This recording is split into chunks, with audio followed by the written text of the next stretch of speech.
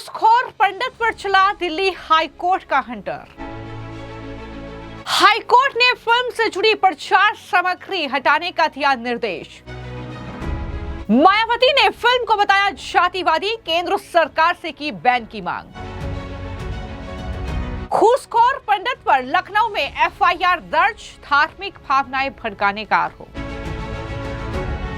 Film घूसखोर पंडित, इस film के title ने देश में एक नया बवाल छेड़ दिया है।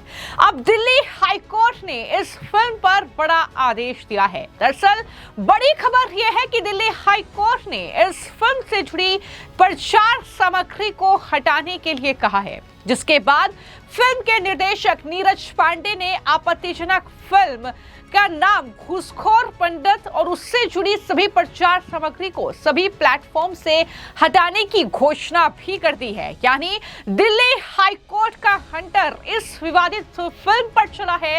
दरअसल फिल्म को लेकर विवाद इसलिए है क्योंकि इसका नाम जो है वो घूसखोर पंडित है, जो कि एक धर्म विशेष, समुदाय विशेष को टारगेट करता है, ये आरोप लगाए जा रहे हैं। दरअसल घूसखोर पंडित ये फिल्म जिसको लेकर लखनऊ में भी अब बड़ा एक्शन हुआ है, लखनऊ में एफआईआर दर्ज हुई है। इस फिल्म के डायरेक्टर और टीम के खिलाफ लखनऊ के हजरतगंज थाने में समाज में सौहार्द बिगाड़ने, जातिगत भावनाओं को आहत करने और शांति भंग करने की कोशिश के तहत गंभीर धाराओं में मुकदमा दर्ज कर लिया गया है। तो लगातार इस फिल्म को लेकर फिल्म के निर्देशक और स्टार जो हैं फिल्म के, वो मुश्किल में फंस चुके हैं। लेकिन सवाल ये है कि क्या एंटरटेनमेंट के नाम पर इस तरीके से निर्माता, निर्देशक कुछ भी परोसने का अधिकार उन्हें है?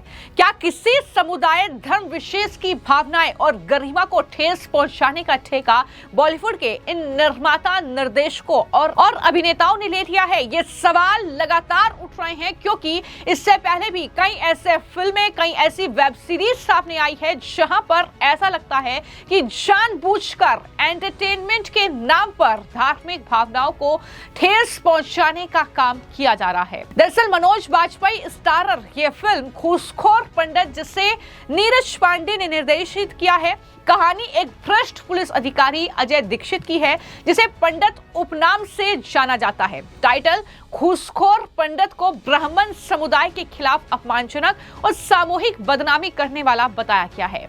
यह मामला अब हाईकोर्ट पहुंचा और वहां पर महेंद्र चतुर्वेदी, जो खुद को आचार्य बताते हैं, उन्होंने अधिवक्ता विनीत जिंदल के माध्यम से दिल्ली हाईकोर्ट में याचिका दायर की और ये मांग की कि फिल्म की रिलीज और स्ट्रीमिंग पर रोक लगाई जाए, क्योंकि ये जो फिल्म है ये ब्राह्मण समुदाय की गरिमा को ठेस पहुंचाती है, हेट स्पीच को ये बढ़ावा दे सकती है और सांप्रदायिक तनाव पैदा कर सकती है। अब कोर्ट का आदेश सामने आया है, जहां पर कोर्ट ने नेटफ्लिक्स और मेकर्स सभी जो प्रमोशनल सामग्री है, teaser, poster, social media post, उन सभी को हटाने का निर्देश दे दिया है। जी बिल्कुल, हम लोगों ने ऑनरेबल दिल्ली हाईकोर्ट के सामने एक याचिका जो है वो दायर की थी। कल शाम को ही हमने जो डायरेक्टर हैं इस मूवी के, उनको एडवांस नोटिस सर्व कराया था, जो कि एक प्रक्रिया है कि किसी भी पिटीशन को, याचिका को अगर हम दिल्ली हाईकोर्ट या सुप्रीम कोर्ट में फाइल करते हैं तो एडवांस नोटिस अपोजिट पार्टी को सर्व कराना होता है।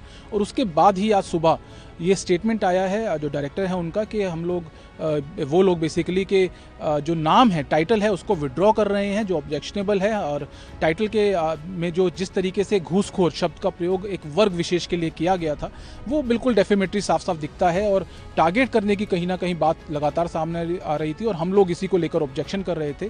अब उसको विड्रॉ करने की बात की है, प्रचार सामग्री को विड्रॉ करने की वो बात कर रहे हैं, लेकिन अभी तक हुआ नहीं है। तो पहली बात तो ये है कि हम लोग जब तक होता नहीं है तो हमारा cause of action is still there.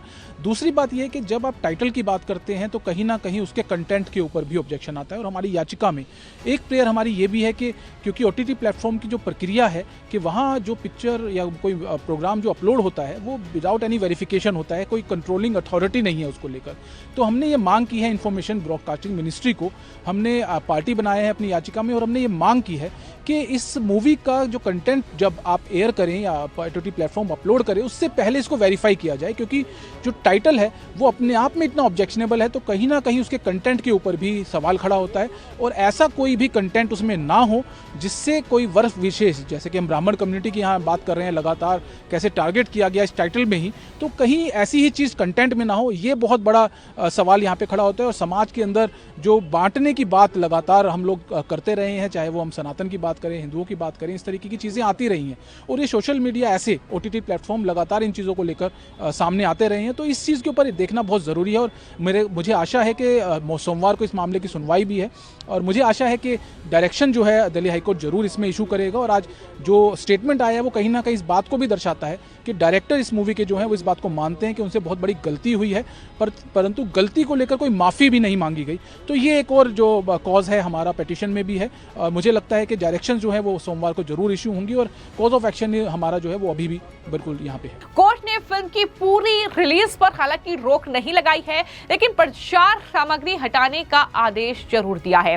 ब्राह्मण संगठनों और राजनीतिक नेताओं ने इसका विरोध शुरू कर दिया है। देश भर में अलग अलग जगहों पर लगातार जो ब्राह्मण समुदाय के लोग हैं, जो संगठन हैं, वो सड़कों पर उतर आए हैं।